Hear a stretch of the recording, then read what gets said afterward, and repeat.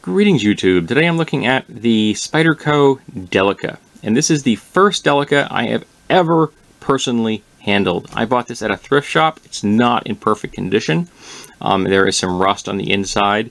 I haven't quite figured out how I'm going to get rid of that, and it does need some lubrication, but overall it was in decent shape, and I only paid $5 for this knife, which is considerably less than it would have been purchased new, and even on the resale market, you're not going to find a $5 Delica on a regular basis.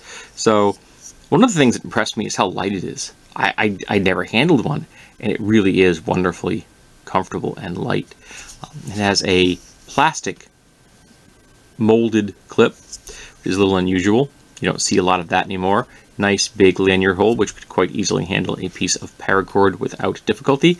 It is pinned construction, and of course it has the trademark Spyderco hole. Even Spyderco fixed blades have a Spyderco hole in them because it's just become the trademark of the company. Now it's a little stiff. I cannot actually easily open it with one hand. There you go. It is a lovely design. Now, I'm not normally one to own serrated edges. I'm not a big serrated edge fan. I prefer a traditional edge over this one. I can't remember what's the current. There's a current lingo for a plain edge. They don't call it a plain edge. I can't remember what they call it nowadays. But it's in nice shape. The tip was not bent. It's not broken. There's ever so slight burr on here. I mean, it's not even worth really worrying about. You have a flat. This is flat here, and this is a hollow grind there, and this has the serration on this side. And this serration is needs a little bit of work, but overall it's still in nice shape. And again, for $5 Spyderco, you can't really go wrong. I did have to take a little Scotch-Brite to the blade because again it had some rust on it, and I got that off, but I still haven't figured out how to get the stuff out that's it's in there. I'm gonna figure out how to do that. And I also probably should lubricate it, which I haven't done yet.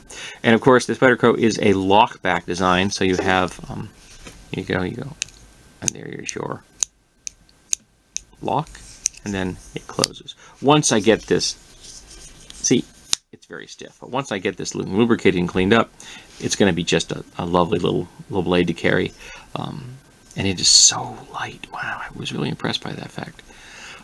Having a knife this light on you is useful because you're never going to notice it's there, and it just becomes an extension of your kit, and that's, to my mind, very important.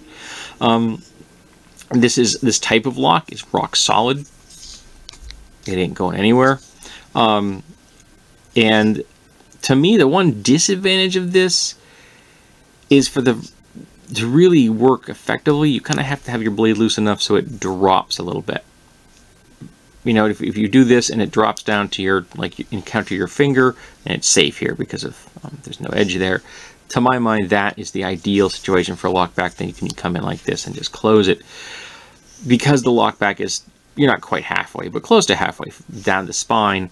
That kind of repositioning I find slightly awkward. I understand and respect the strength of this lock and the traditional nature of it, and a lot of people will swear by this kind of thing, and I got no problem with that. I just think that it does take a little more finagling with your fingers. Also, I will admit I don't often carry a lockback, so maybe if I carried one every single day, it would just become second nature, like flippers and thumb studs are for me now. Particular thumb studs that I can pop open with my thumbnail.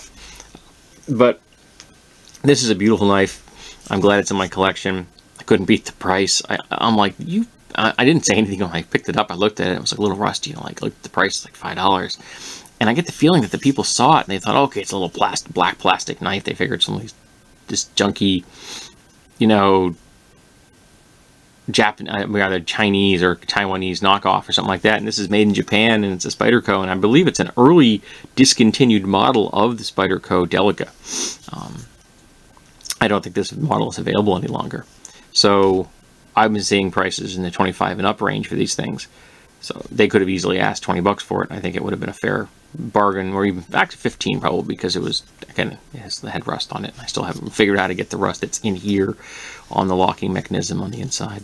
But a great little knife, really lovely, solid design.